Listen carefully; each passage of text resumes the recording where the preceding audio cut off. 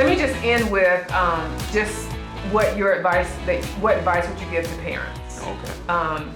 Because I think that's a huge reason why a lot of teenagers are sexually active because of either not, something.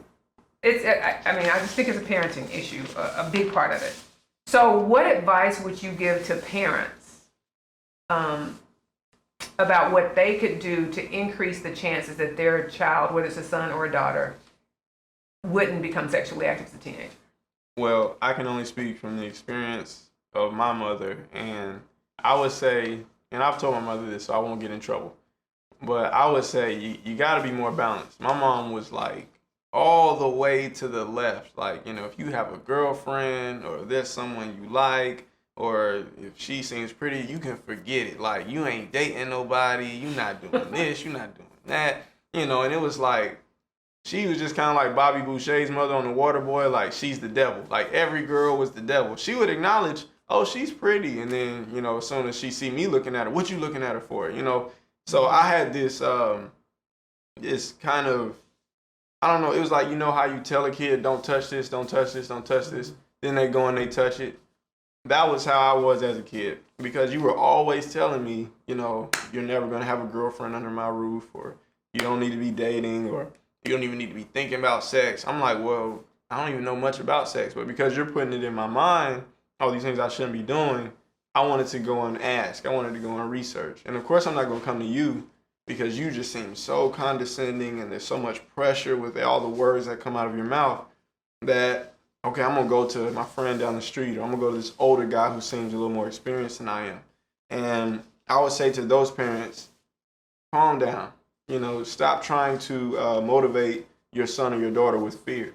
Help them to understand that there is something with waiting that will be given to them.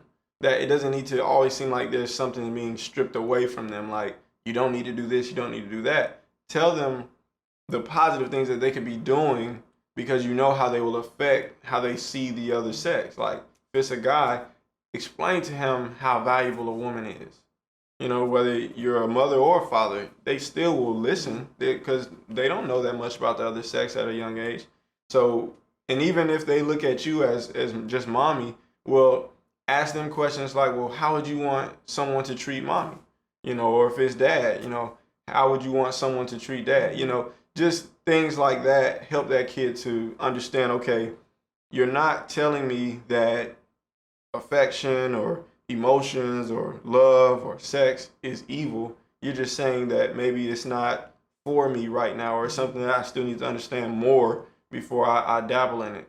And then from the other side of it, I had friends in high school whose parents just did not care. Gave them condoms, let them sleep with girls in the house, or if they were girls, they let them throw parties in the house. They drank, they smoked, did whatever. Their rules were like, they weren't even rules. Like, you can't smoke in the house, you got to smoke out back. Or you can't have sex when I'm home, you got to wait till I leave. Like weird stuff like that. But that's being too far to the right now. So I think just balance is the key. Also, when you talk to your kids, remove all the bitterness that you have from your past relationships.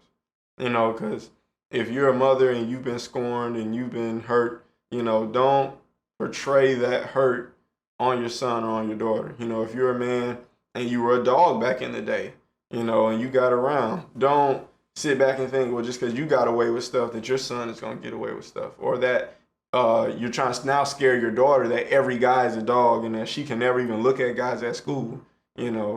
It's too far in either way.